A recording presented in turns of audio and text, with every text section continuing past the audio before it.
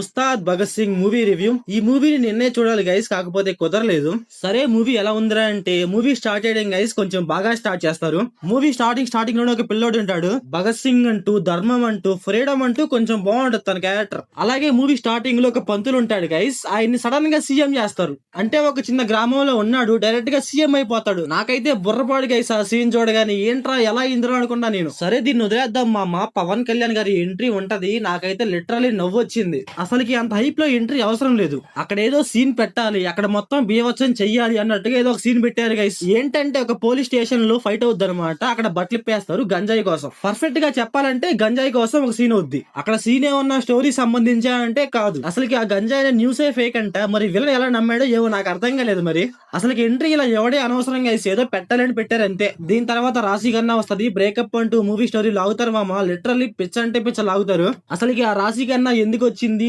ఏం చేసింది, స్టోరీకి ఏమన్నా సంబంధమా అంటే లేదు, ఎందుకో వచ్చింది, ఏదో చేసింది. అసలుకి ఆ రాశీకర్ణ గారిని ఎందుకు పెట్టారా ఏవరా అనిపించింది నాకు. మూవీకి ఏమన్నా అవసరమా అంటే లేదు. ఆ క్యారెక్టర్ ఏంటంటే ఏదో ఒక చిన్న పాయింట్ పెట్టుకుని అక్కడ ఇరికిచ్చారనమాట అంతే. లిటరల్లీ గైస్ రాశీకర్ణ గారిని పట్టుకొని ఒక 40 minutes అయితే లాక్ చేస్తారు.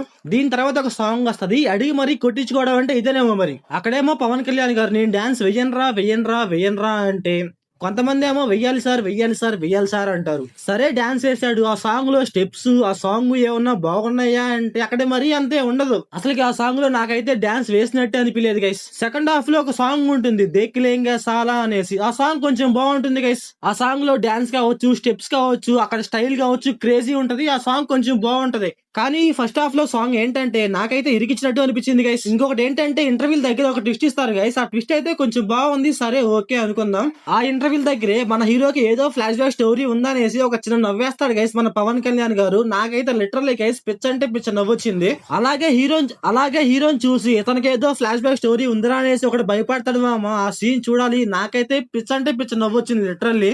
అసలుకి అంత హైప్ ఎందుకురా, ఏదో ఆయన ఏదో పీకేసినట్టు అక్కడ చంపేసినట్టు ఏమో నాకేం అర్థం కాలేదు మామ లిటరల్లీ. ఇంకా సెకండ్ హాఫ్ మొత్తం ఏంటంటే ఒక ఫ్లాష్ బ్యాక్ స్టోరీ ఉంటుంది గైస్ మన పవన్ కళ్యాణ్ గారికి. ఈ ఫ్లాష్ బ్యాక్ స్టోరీ ఏంటంటే ఫస్ట్ హాఫ్ కన్నా కొంచెం బెటర్ గా ఉంటది. సెకండ్ హాఫ్ లో ఏంటంటే ఒక రథం ఫైట్ ఉంటుంది. ఆ రథం ఫైట్ గైస్ కొంచెం బాగుంది, నాకైతే కొంచెం నచ్చింది, ఓకే. అలాగే విలన్ ఇంటి దగ్గరికి వెళ్ళేసి ఒక వార్నింగ్ ఇస్తాడు గైస్. ఆ వార్నింగ్ కూడా కొంచెం బాగుంది. నాకు అర్థం కాని ఏంటంటే సెకండ్ హాఫ్ లో పవన్ కళ్యాణ్ గారు టైం పాస్ కి బుల్లెట్స్ కాల్ చేస్తా ఉంటారు గైస్, ఎందుకో మరి ఏంటో మరి. అలాగే ముస్లిమ్స్ దగ్గర ఒక సీన్ ఉంటుంది గైస్, ఆ సీన్ అయితే డొల్ అనమాట.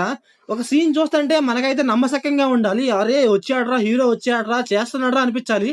కాకపోతే మనకైతే అది అక్కడ ఉండదు అనమాట. మూవీలో ఒక 1.5 hour తర్వాత సీరియల్ క్యారెక్టర్ వస్తుంది గైస్. తన క్యారెక్టర్ అయితే కొంచెం బాగుంది.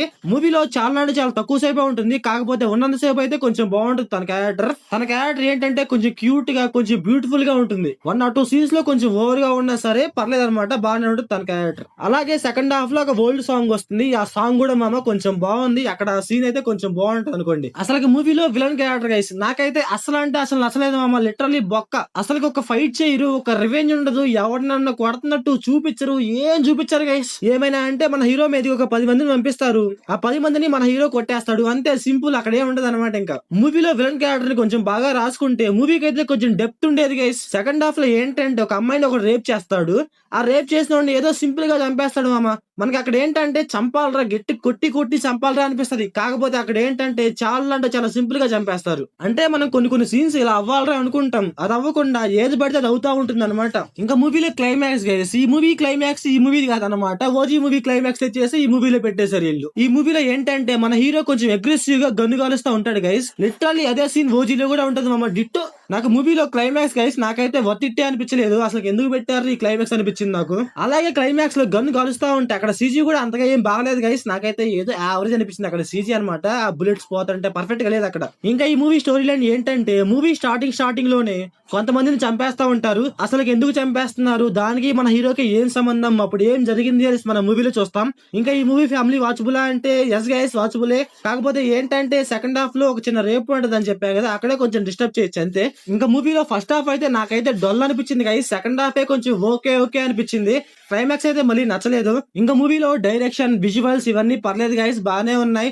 సో ఓవరాల్ గా మూవీ ఎలా ఉందంటే నాకైతే యావరేజ్ అనిపించింది గైస్. మీరు మూవీ చూసుకుంటే మీకు ఎలా అనిపించిందో కామెంట్ చేయండి. So thanks for watching.